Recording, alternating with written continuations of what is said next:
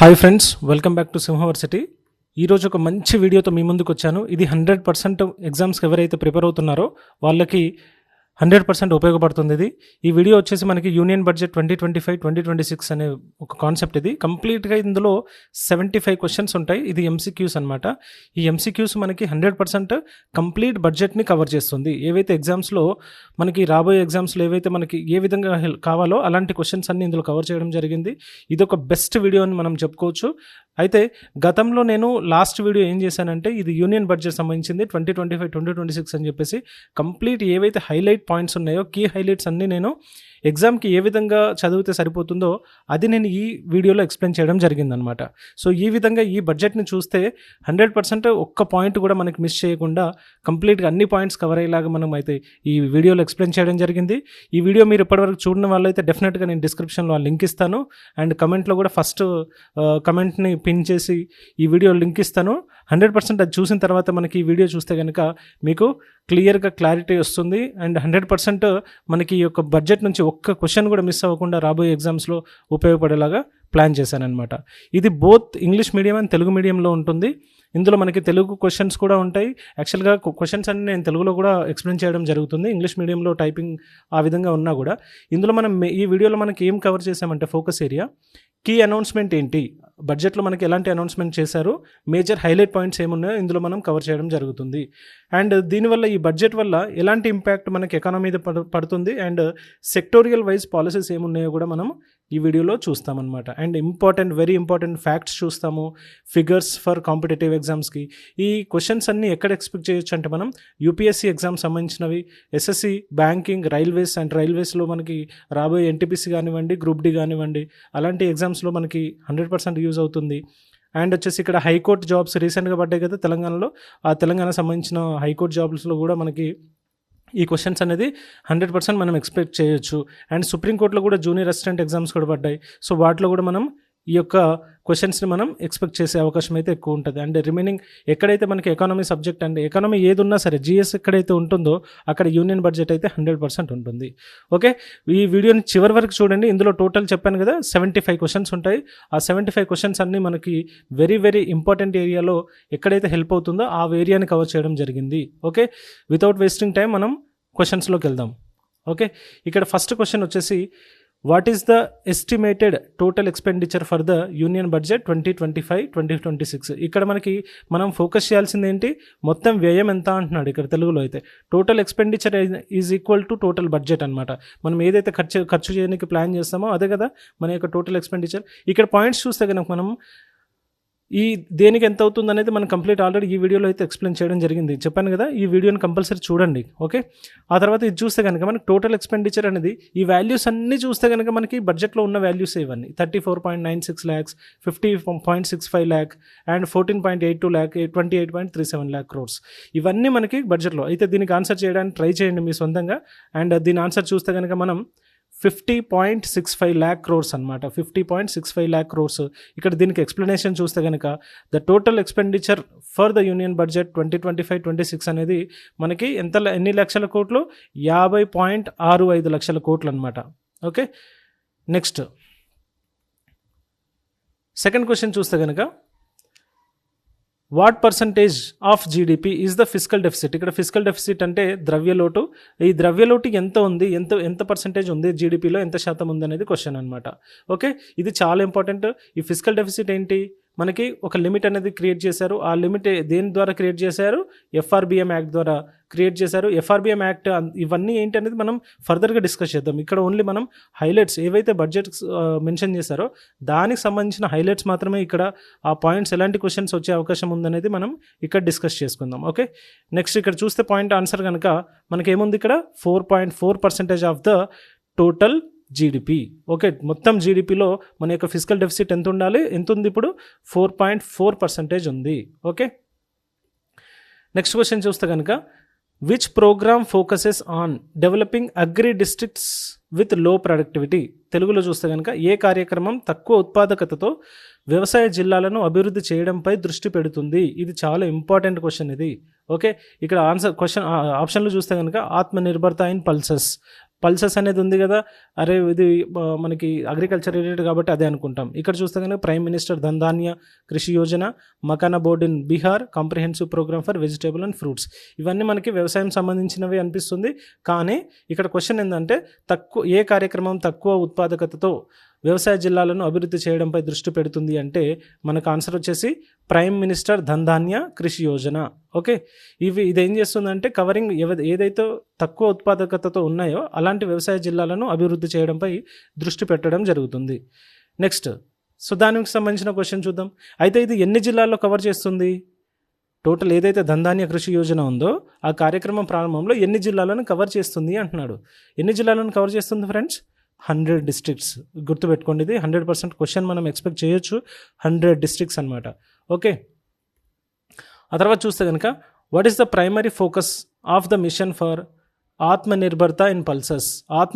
నిర్భరత pulses అనేది పప్పు ధాన్యాలలో ఆత్మనిర్భరత కోసం మిషన్ ఏదైతే దాని యొక్క ప్రాథమిక దృష్టి ఏంటిది అంటున్నాడు. ఓకే, ఇక్కడ ఆప్షన్ చూస్తే increase exports of pulses, enhance self sufficiency in pulses, reduce government subsidies, improve international trade relations.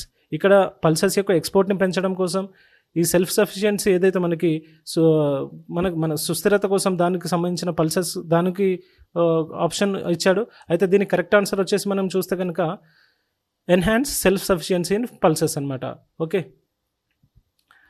Next 6th question చూస్తే కనుక what is the estimated net tax receipts అనమాట. Net tax receipts for the budget 25-26. Okay, ఇక్కడ నికర పన్ను రసీదులు మీకు బడ్జెట్కి సంబంధించిన ప్రతి ఒక్కటి ఎక్స్ప్లెయిన్ చేస్తాను నేను. యాక్చువల్గా రిసీట్స్ ఎన్ని ఉంటాయి అండ్ ఎక్స్పెండిచర్ ఎన్ని ఉంటాయి ఇవన్నీ దీనికి సంబంధించిన క్లియర్గా నేను మళ్ళీ ఫర్దర్ వీడియోలో అయితే ప్లాన్ చేస్తున్నాను. సో వితౌట్ వేస్టింగ్ అయితే దీంట్లో మనకి ఎక్కువ టైం ల్యాగ్ చేయకుండా మనం కంటిన్యూగా దీని మీదనే ఫోకస్ చేసుకుంటూ వెళ్ళిపోదాం. ఓకే, ఇక్కడ చూస్తే కనుక మనం ఇంతకుముందు ఇప్పుడు మనకి తెలుసు కదా 50.65 lakhs అనేది టోటల్ ఎక్స్పెండిచర్ అని. సో దీన్ని మనం ఎలిమినేట్ చేయొచ్చు. అయితే దీనికి సంబంధించిన ఆన్సర్ ఏమొస్తుందంటే 28.37 lakh crores అనేది దీనికి ఆన్సర్గా వస్తుంది.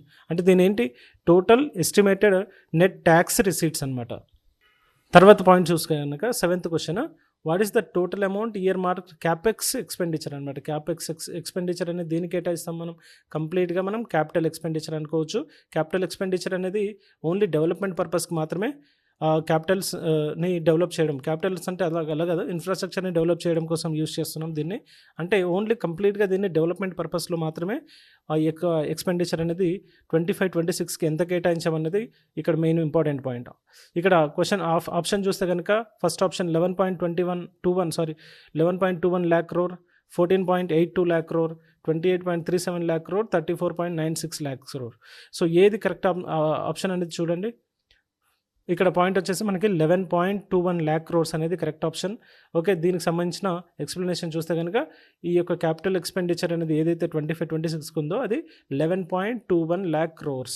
Okay, which organisation will procure pulses during the next 4 years. రాబోయే 4 ఏళ్లలో ఏ సంస్థ పప్పు ధాన్యాలను కొనుగోలు చేస్తుంది అంటున్నారు. ఓకే, ఇక్కడ నాబార్డ్, ఐసిఏఆర్, నాఫెడ్, ఎఫ్ఎస్ఎస్ఏఐ. ఏ ఆప్షన్ దీనికి ఆన్సర్ వచ్చేసి నాఫెడ్కి సంబంధించింది మనకి ఈ యొక్క నెక్స్ట్ 4 yearsలో పల్సెస్ని కొంటుంది. 9th క్వశ్చన్ వచ్చేసి which initiative AIIMS to address under employment in agriculture. Under employment చాలా ఇంపార్టెంట్ ఇది. అండర్ ఎంప్లాయ్మెంట్ అంటే వ్యవసాయంలో ఉపాధి కొరతను పరిష్కరించేందుకు ఉద్దేశించిన కార్యక్రమం ఇది. సో ఏమై ఉంటుంది ఇక్కడ చూడండి. Dhan Dhanya Krishi Yojana, building rural prosperity and resilience, mission for ఆత్మనిర్భరత in pulses, makhana board in Bihar.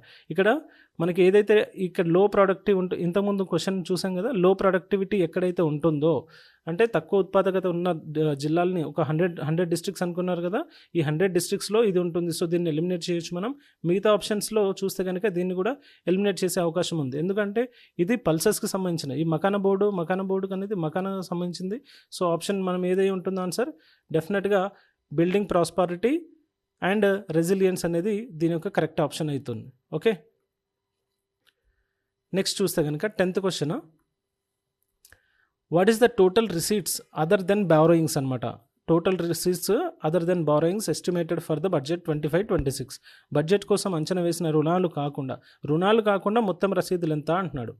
Okay, రుణాలు కాకుండా మొత్తం రసీదులు అంటే ఇప్పుడు చూడండి 50 అయితే కాదు కదా, మనకు తెలుసు 50 ఏంటి. ఇక్కడ మళ్ళీ రివైండ్ చేస్తున్నాను, ఈ పాయింట్స్ సేమ్ వాల్యూస్ ఎందుకు ఇచ్చానంటే మనం మళ్ళీ రివైజ్ చేసుకోవడానికి. ఇక్కడ 50.65 ల్యాక్ అనేది టోటల్ ఎక్స్పెండిచర్, 11.21 ల్యాక్ క్రోర్ అనేది మనకి ఇదేంటి క్యాపెక్స్ ఎక్స్పెండిచర్. ఇప్పుడు ఈ ఆప్షన్ రెండిట్లోనే ఉండాలి కదా. ఈ రెండు ఆప్షన్స్ చూస్తే కనుక మనకి ఏది కరెక్ట్ అనిపిస్తుంది?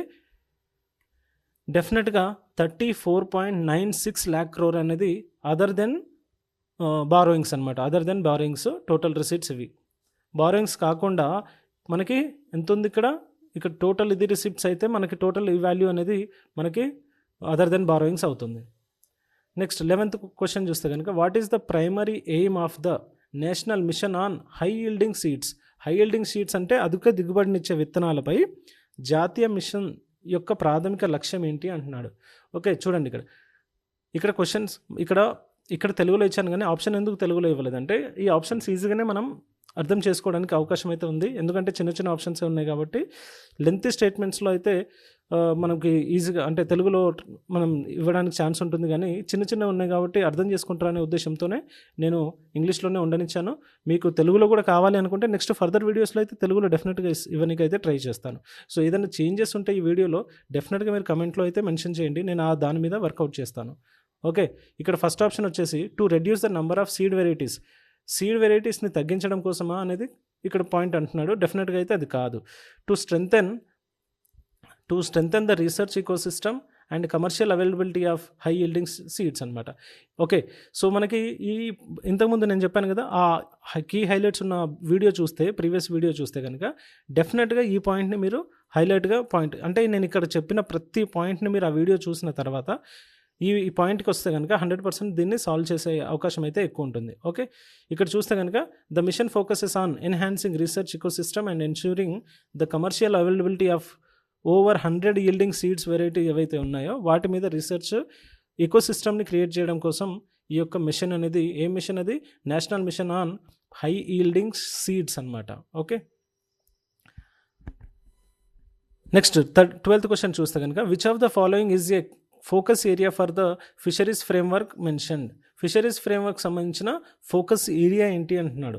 ఓకే, ఇక్కడ ఆప్షన్ చూస్తే development of fresh water fish, తర్వాత enhancing aquaculture in rivers, sustainable harnessing of fisheries in the Andaman Nicobar and Lakshadweep islands.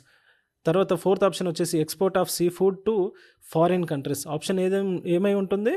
Option C sustainable harnessing of fisheries in the Andaman Nicobar and Lakshadweep islands. Okay, చాలా important point ఇది. Okay, ఇక్కడ చూస్తే కనుక మనకి the framework emphasises sustainable fishing practices in exclusive economic zone. మనకి sea zone ఉంటుంది కదా, మనకి ఈ కోస్టల్ ఏరియా ఏదైతే ఉంటుందో ఆ కోస్టల్ ఏరియాకి సంబంధించింది, అక్కడ నుంచి కొంత ఏరియా వరకు మనకి ఎక్స్క్లూజివ్ ఎకనామిక్ జోన్స్ ఉంటాయి. అండ్ దానికి సంబంధించింది లక్షద్వీప్ ఇటు సైడ్ కదా, అండమాన్ నికోబార్ ఇటు సైడ్ ఉంటుంది కాబట్టి మనకి ఇటు చూసినా కూడా ఎక్స్క్లూజివ్ ఎకనామిక్ జోన్స్ ఎక్కడైతే ఏరియా ఉంటుందో అక్కడ వరకు మనకి దీనికి సంబంధించిన ఫిషరీస్ని హార్నెసింగ్ చేయడానికి ఎక్కువ అంటే సుస్థిరత కోసం మనం ప్రయత్నిస్తూ ఉన్నాం.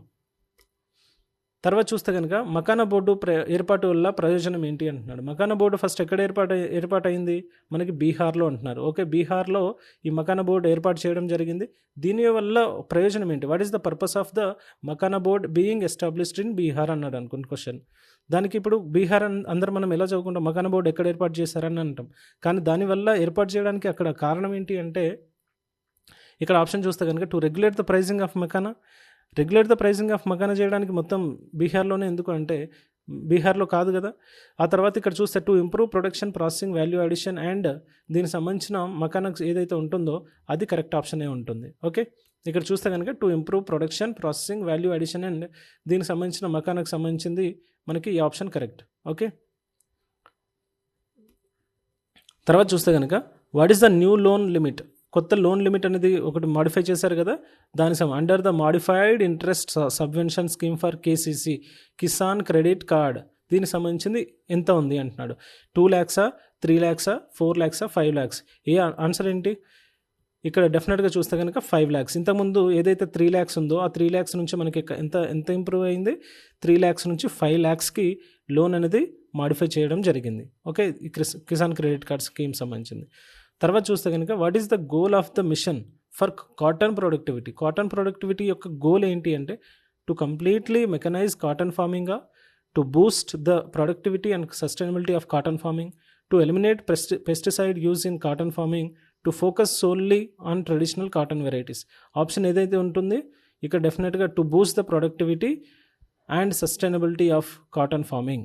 ఓకే, ఇది ఈ మిషన్ యొక్క మెయిన్ ఎయిమ్ అనమాట. తర్వాత చూస్తే కనుక స్టార్టప్ల కోసం కొత్త ఫండ్ ఆఫ్ ఫండ్స్. ఇక్కడ చూస్తే కనుక how much is the new fund of funds for the startup being contributed అంటున్నాడు. ఓకే, ఇక్కడ ఆప్షన్ ఏమేమి ఉన్నాయి? 5,000 crores, 7,500 crores, 10,000 crores, 15,000 crores. Option ఏంటి? డెఫినెట్గా మనకి ఇక్కడ చూస్తే కనుక 10,000 crores అనేది కరెక్ట్ ఆన్సర్. దీనికి సంబంధించిన ఫ్రెష్ కాంట్రిబ్యూషన్ అనేది ఈ 10,000 crores అనేది కరెక్ట్ ఆన్సర్ అనమాట. ఇక్కడ చూస్తే కనుక what is the investment limit for the classification of MSMEs according to the new revision. MSMEs యొక్క క్లాసిఫికేషన్స్ ఏంటి? కొత్త సవరణ ప్రకారం ఎంఎస్ఎంఈల వర్గీకరణకు పెట్టుబడి ఎంత అవసరం అంటున్నాడు. ఇక్కడ ఆప్షన్ చూస్తే కనుక మనకి 1 crore, 2 crores అండ్ 2.5 crores. ఇంకొకటి ఆప్షన్ ఏముంది? 3 crores ఉంది. ఇక్కడ కరెక్ట్ ఆప్షన్ వచ్చేసి మనకి 2.5 crores అనమాట. ఇక్కడ నేను ఆల్రెడీ దీనికి సంబంధించిన ఎక్స్ప్లెనేషన్ ఇక్కడ ఎందుకు చేయట్లేదంటే ఎక్స్ప్లెనేషన్ వీడియో ఆల్రెడీ అయిపోయింది కాబట్టి ఇక్కడ నేను ఎక్కువ ఎక్స్ప్లెయిన్ చేయట్లేదు, జస్ట్ పాయింట్స్ని నేను రిఫైన్ చేస్తున్నాను. ఆ రివైండ్ చేయడం వల్ల ఏమవుతుందంటే మనకి ఇంతకుముందు వీడియో చూసినప్పుడు ఏదైతే ఎక్స్ప్లెనేషన్ క్లియర్గా విన్నారో ఆ పాయింట్స్ అన్నీ ఇక్కడ మనకి క్లియర్గా రివైజ్ అవుతుంది. నెక్స్ట్ ఇక్కడ 18th క్వశ్చన్ వచ్చేసి what does the scheme for first time entrepreneurs focus on. A scheme వల్ల మొదటిసారి పారిశ్రామికవేత్తల కోసం పథకం దేనిపై దృష్టి పెడుతుంది అంటున్నాడు. ఇక్కడ ఆప్షన్ చూస్తే కనుక providing grants to established business, offering term loans to women and disadvantaged groups అంటే ఎస్సీ ఎస్టీ కానివ్వండి, పిహెచ్సి అలాంటివి డిసడ్వాంటేజ్డ్ గ్రూప్స్ అంటే. ఆ తర్వాత చూస్తే కనుక investing in stock market strategies, promoting only male entrepreneurs అంటున్నాడు. డెఫినెట్గా ఇదైతే కాదు కదా, అండ్ ఇవన్నీ మనకి అయ్యే ఛాన్సెస్ ఉన్నాయి. అయితే స్టాక్ మార్కెట్ సంబంధించింది అయితే కాదు. అయితే ఈ 2 ఆప్షన్స్లోనే కరెక్ట్ ఆప్షన్ ఏంటంటే ఉమెన్కి టర్మ్ లోన్స్ అనేది ఎక్కువ ప్రొవైడ్ చేస్తున్నారు, డిసడ్వాంటేజ్డ్ గ్రూప్స్కి కూడా. ఓకే, ఇది దీని యొక్క correct answer. The scheme AIIMS to provide term loans up to 2 crores for the first time women SC ST entrepreneurs ఎవరైతే ఉన్నారో 2 crores వరకు అప్ టు 2 crores వరకు అయితే మనకి ఈ టర్మ్ లోన్స్ అనేది ప్రొవైడ్ చేయడం జరుగుతుంది. నెక్స్ట్ చూస్తే 19th question which sector is targeted by the focus product scheme mentioned. Focus product scheme mention దాని యొక్క మెయిన్ టార్గెట్ ఏంటి అంటున్నాడు, అంటే లక్ష్యం ఏంటి అంటున్నాడు. ఇక్కడ చూస్తే కనుక agriculture, textile, footwear, leather, automobile ఉంది. కరెక్ట్ ఆప్షన్ ఏంటి చూడండి ఒకసారి, ఫుట్వేర్ అండ్ లెదర్ అనమాట. ఓకే, నెక్స్ట్ 20th క్వశ్చన్ చూస్తే how many customised credit cards are planned to issued for micro enterprises.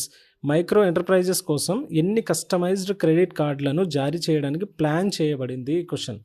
Okay, ఇక్కడ ఆప్షన్స్ చూస్తే కనుక 5 lakh, 7 lakh, 10 lakh, 15 lakh. ఆ పాత వీడియో చూసిన వాళ్ళైతే డెఫినెట్గా 10 lakhs అని అయితే ఆన్సర్ చేస్తారు, ఎందుకంటే ఇలాంటి ఏరియాలోనే నేను ఎక్కువ ఫోకస్ చేయడం జరిగింది కాబట్టి నేను మళ్ళీ చెప్పడం జరుగుతుంది. The plan is to issue 10 lakh customised credit cards with a limit ఎంత 5 lakh for micro enterprises.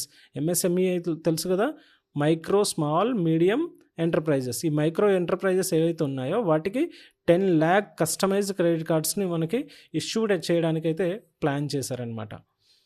Next చూస్తే కనుక what is the primary goal of the focus product scheme. Focus product scheme యొక్క దానికి ఇంతకుముందు అనుకున్నాం కదా, ఫోకస్ ప్రోడక్ట్ స్కీమ్ ఏదైతే ఉందో దేంట్లో ఉంది అది ఫుట్వేర్ అండ్ లెదర్ సెక్టార్ ఉంది. అయితే దాని యొక్క ప్రైమరీ గోల్ ఏంటి అంటే ఇక్కడ చూస్తే option enhancing exports, increasing employment, boosting local manufacturing, improving quality of products అంటున్నాడు. మనకి ఆప్షన్ ఏంటి ఇక్కడ ఎంప్లాయ్మెంట్కి సంబంధించింది కాబట్టి ఎంప్లాయ్మెంట్, ఇంక్రీజింగ్ ఎంప్లాయ్మెంట్ అనేది ఎంప్లాయ్మెంట్ని అంటే ఉద్యోగితనాన్ని పెంచడానికి అయితే ఈ యొక్క స్కీమ్ అనేది దాని యొక్క మెయిన్ గోల్గా పెట్టుకుంది. ద ఫోకస్ ప్రోడక్ట్ స్కీమ్ అనేది ఇక్కడ స్కీమ్ పేరే అది. The focus product scheme AIIMS to facilitate employment for 22 lakh persons in footwear and leather sector. 22 lakh ఇది గుర్తుపెట్టుకోవాలి, అది కూడా అందుకే ఇంపార్టెంట్ పాయింట్ని కూడా నేను నోట్ చేసుకోవడం జరుగుతుంది. What turn over is targeted for India's footwear and leather sector under the mentioned scheme. ఇక్కడ చూస్తే కనుక కింద పేర్కొన్న పథకంలో భారత పాదరక్షలు మరియు తోలు రంగానికి ఏ టర్న్ ఓవర్ లక్ష్యంగా ఉంది. టర్న్ ఓవర్ కూడా ఇంపార్టెంటే కదా, 22 lakhs ఎంప్లాయ్మెంట్ ఉంది కాబట్టి టర్న్ ఓవర్ ఎంత అనేది కూడా మనకి ఇక్కడ చాలా ఇంపార్టెంట్. అది మనకి డెఫినెట్గా 4 lakh crores అనేది మనకి యొక్క టార్గెట్ టర్న్ ఓవర్. తర్వాత చూస్తే కనుక which scheme AIIMS to make India a global hub for toys కోసం ఒక గ్లోబల్ హబ్గా మార్చడం, ఇండియాని భారతదేశాన్ని గ్లోబల్ హబ్గా మార్చడం ఏ పథకం యొక్క లక్ష్యం అంటున్నాడు. ఓకే, టాయ్స్ అంటే బొమ్మలు తెలుసు కదా, బొమ్మల కోసం భారతదేశాన్ని గ్లోబల్ హబ్గా మార్చడం ఏ పథకం యొక్క లక్ష్యం. ఇక్కడ చూస్తే options Atal tinkering labs, focus product scheme, make in India, toy sector scheme. Option ఏంటి ఇక్కడ డెఫినెట్గా మనకి క్వశ్చన్లోనే ఉంది, టాయ్ సెక్టార్ స్కీమ్.